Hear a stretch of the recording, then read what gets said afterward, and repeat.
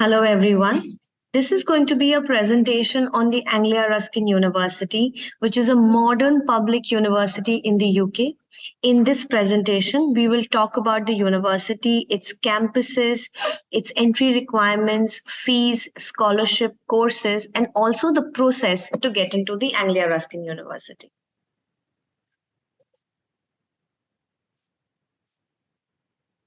So, the Anglia Ruskin University was founded as the Cambridge School of Art in 1858, underwent metamorphosis to be finally known as the Anglia Ruskin University in 2005. We have four campuses: Cambridge, Chelmsford, Peterborough, and London. However, we do not recruit international students for our London campus. So, for international students, we have three campuses: Cambridge, Chelmsford, and Peterborough. We have two intakes, the January and the September intake. So this is a beautiful snapshot of our oldest campus, the Cambridge campus. Because the Cambridge campus is our first campus, it is a beautiful amalgamation of modern architecture as well as Old English architecture. In our Cambridge campus, we run our MBA courses, we run our computing courses, we run a wide range of our undergraduate courses, and we also run all our art and creative courses. Cambridge as a city is a very big self-sufficient city in itself. It has shopping malls, markets, restaurants, cafes. It has a lot of opportunities for student part-time.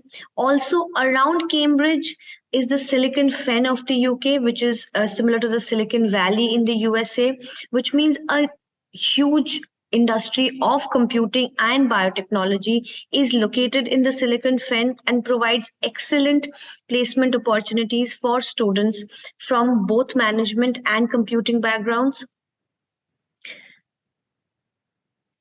This is our Chelmsford campus. Our Chelmsford campus is newer compared to our Cambridge campus, and that is why it's more widespread. It is massive.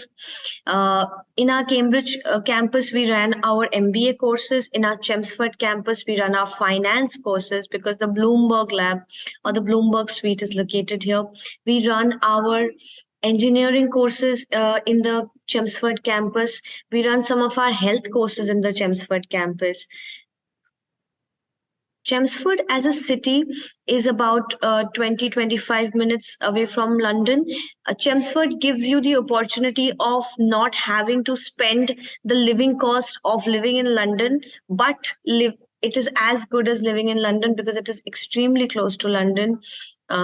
It's just like a 25-minute car drive, or you can even take the train. Moving ahead, our newest cohort is at our Peterborough campus. Peterborough geographically is north of Cambridge. Peterborough again is accessible from both London and Cambridge very, very easily. It's very close to Cambridge. It's about an hour away from London. In our Peterborough campus, we are currently open for three courses in postgraduate: MSc Supply Chain, MSc International Business, and MSc Public Health Promotion. For undergraduates, we are open with a wide array of courses from our Peterborough campus. We are really looking to promote our Peterborough campus because the staff, the faculty, everybody is extremely enthusiastic there and very, very excited to make this new cohort a success. And therefore, they're working double hard. The student to faculty ratio is going to be much better because it's a newer campus, so it's not as crowded as yet. Moving ahead from our campuses, a little bit about our ranking and accolades. The Anglia Ruskin University is among the top 350 universities in the world and 39th in the UK, according to the Times Higher Education 2022. We have maintained our spot in the top 40 in the UK for the past 3 years continuously. Why I mention this separately is because of the pandemic, the recession, and a lot of other factors. We've seen a lot of the universities come down the leaderboard, but Anglia Ruskin University has consistently maintained its spot in the top 40 despite not having any major increase in fees or any major increase in the entry requirements. Apart from this, the Anglia Ruskin University has a TEF ranking of silver. We are one of the top 10 in the country for skills, enterprise, and entrepreneurship. We have won several awards and accolades for our entrepreneurial initiatives in the years. Moving ahead, we'll talk a little bit about the facilities at Anglia Ruskin University. So, like I mentioned at the beginning of my presentation, the Anglia Ruskin University is a modern public university. It recruits a large amount of students from South Asia, like countries like India, Bangladesh, Nepal, and therefore they understand that students coming from these regions to the UK to study are spending a huge amount of money because of the price difference and the currency difference to have an education in the UK. Keeping that in mind, the Anglia Ruskin University is going to give the student a student experience they will not regret.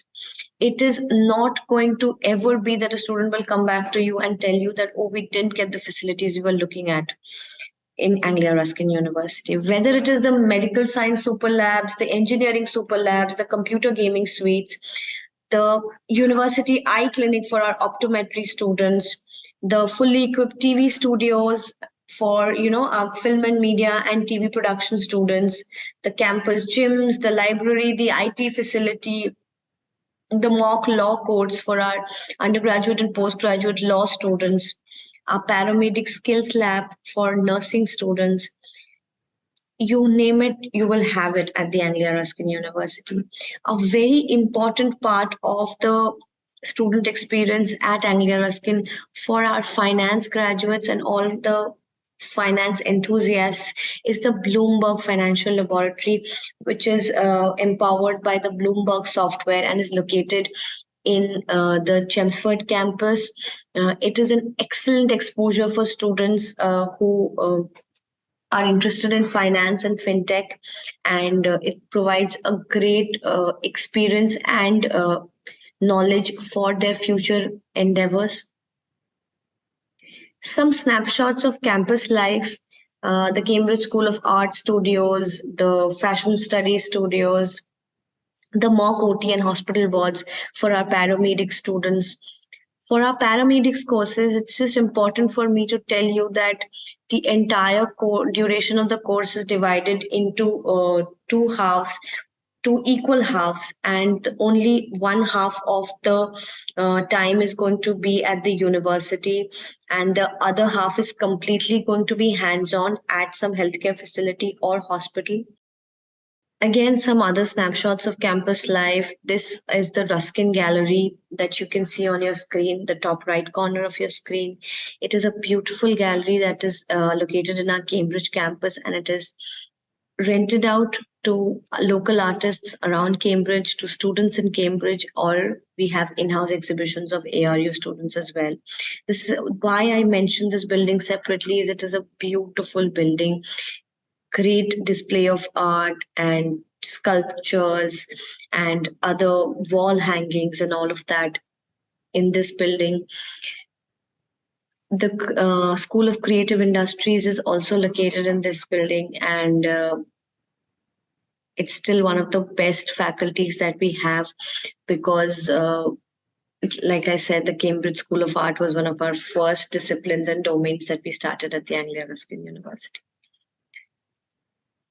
Coming to our entry requirements for our undergraduate courses, we require a 50% from West Bengal board, 55% from CBSE Delhi, Mumbai, Tamil Nadu board, and we take a 60% from all other state boards.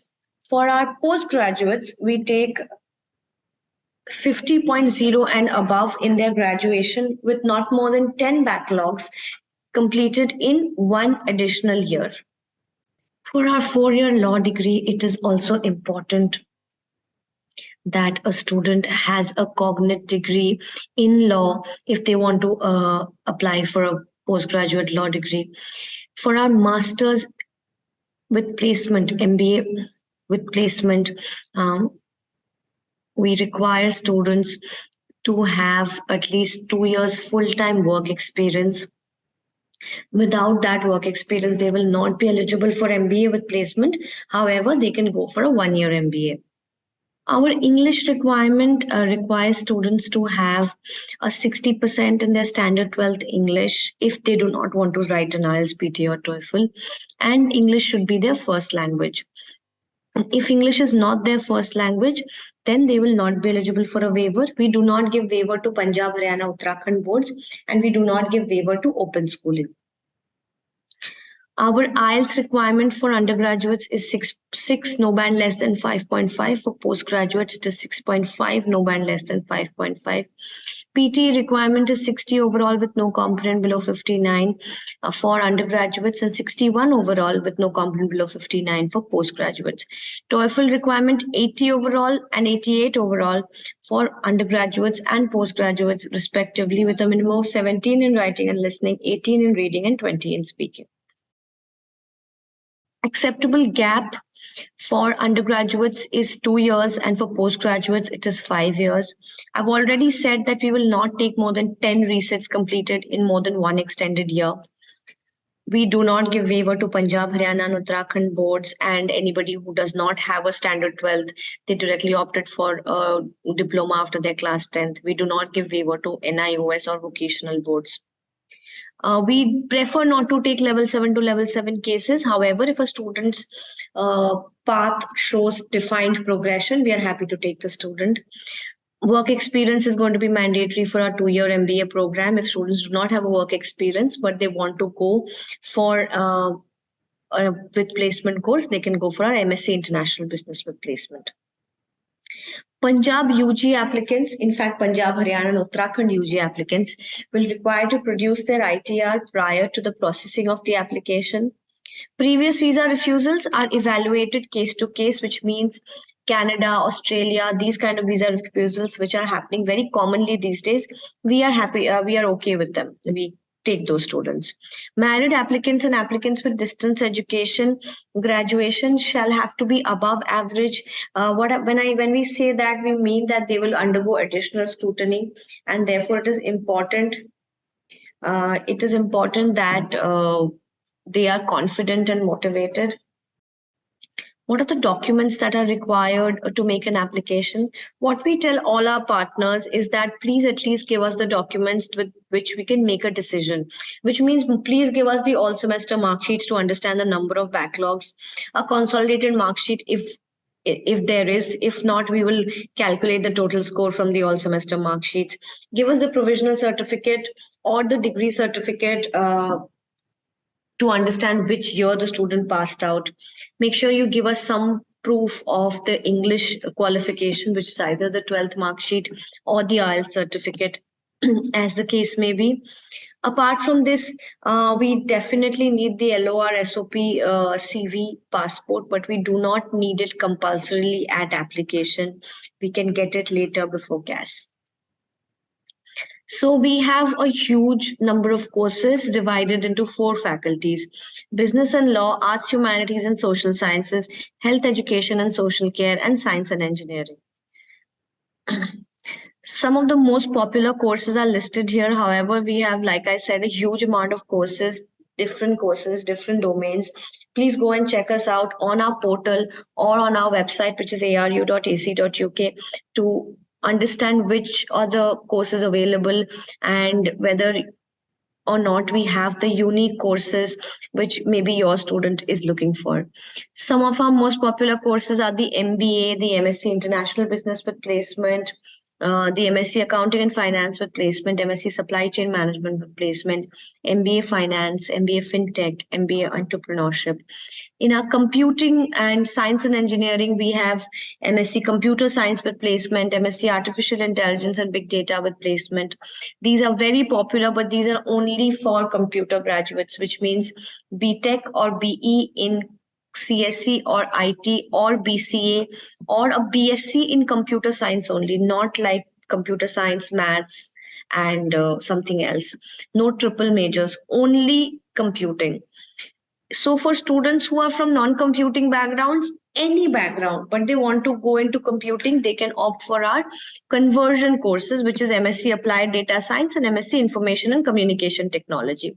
Apart from this, we have different varieties of engineering courses: mechanical, civil and construction, electrical and electronic, both at undergraduate and postgraduate levels. We have MSc Clinical Nursing, Healthcare Management MBA, MSc Pharmaceutical Science, MSc Public Health and Community Wellbeing.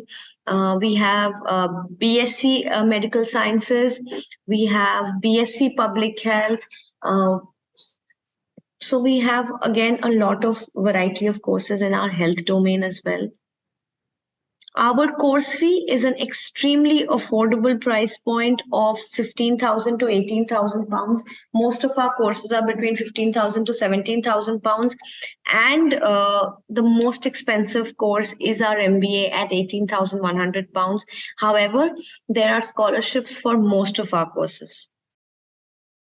What are the different scholarships? The International Merit Scholarship is there for all undergraduate students' first year fee and for postgraduate students except MBA, and scholarship is between 1,000 to 2,000 pounds. It is an automatic scholarship, and as the name suggests, it is dependent upon a student's merit in their previous qualification as well as their quality of SOP, etc.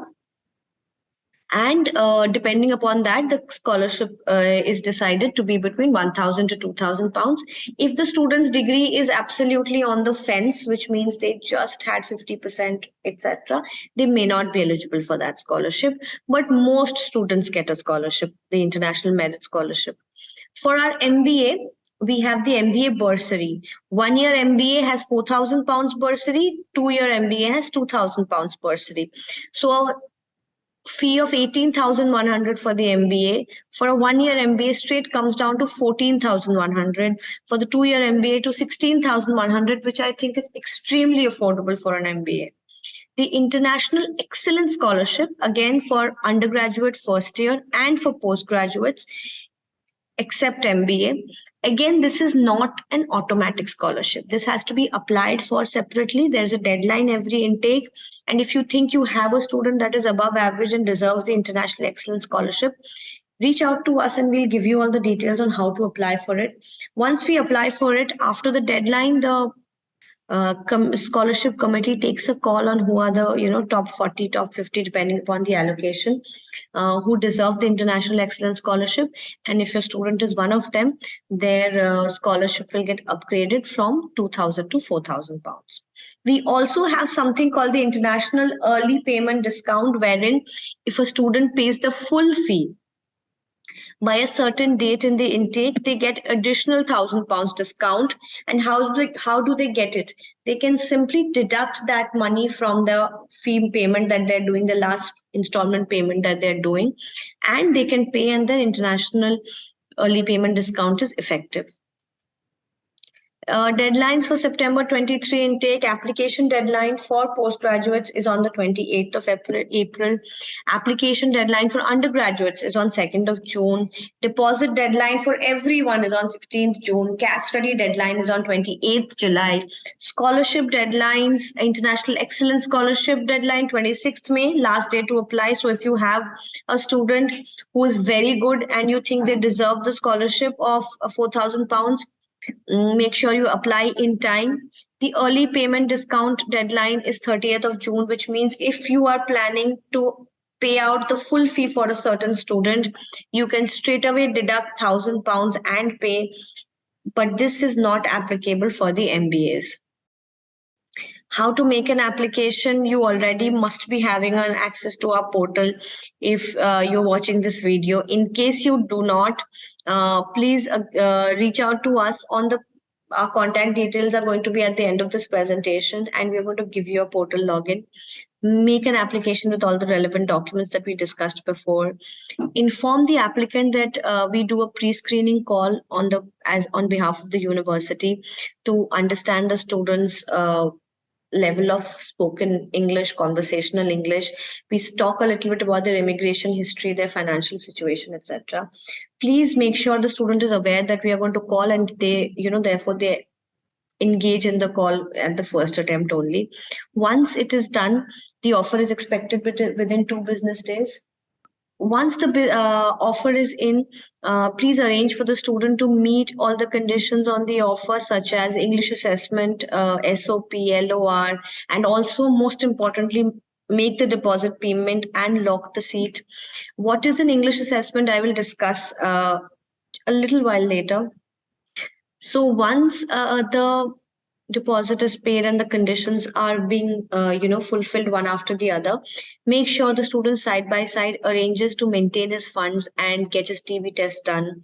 Once all of this is come in place, the TB, the financials, the conditional conditions on the offer, we are going to get the student prepared for the credibility interview and schedule the interview. Once that interview is also done, that is going to be the last step for the CAS process. And after that, we'll apply for CAS and CAS will come. So we were talking about English assessment. Who needs the English assessment? Any student who has not sat for an IELTS, PT or TOEFL, and they are from a state board, they are not from CBSE, ICSE, will be requiring an English assessment. English assessment is a speaking and listening test which is taken on a video call by the language team. They are not looking for correct answers. There's no syllabus, there's nothing to memorize.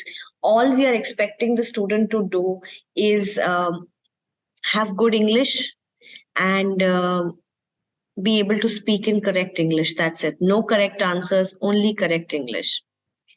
This is a little bit of a guideline on our credibility or familiarization interview. Again, we have a very hands-on team here that will prepare the student for the interview. So if you just prepare the student with a basic outline, that'll be enough. Some of the points: you should know your university, you should know the course, you should know why you chose the course. Students should know about their fees and funding, extremely important. They should speak honestly about their immigration history, and yeah, pretty much that. Already discussed what all we need for CAS: unconditional offer, TB test, financial documents. We do our CAS process through a portal called the CAS Shield, which is powered by Enrollee. So yeah, all the documents should be on the CAS Shield. The pre-CAS questionnaire should be filled on the CAS Shield. CAS Shield should be at 100%. And then the interview results should obviously be out and the student should have cleared. And that's all we need for CAS. I'm going to end this presentation by just taking you briefly through our accommodation facilities. All our campuses come with in-house accommodation facilities ranging between 130 to 170 pounds a week, depending upon the kind of room they're choosing. Wi-Fi, electricity, gas, water, repairs and maintenance will be included in that subscription fee. They will obviously have to manage their food separately. Some of the snapshots of the beautiful accommodation facilities that we have in our campuses. Apart from this, we also have collaborative portals for and websites for private accommodation as well. So there's no worry about that. These are our contact details for you to reach out to us whenever you need to. And that's it. Thank you for watching through the entire presentation, and thank you for all the support that you've given to the Anglia Ruskin University and to our team over the years, and we're really looking for your support in the upcoming intakes as well. Thank you very much.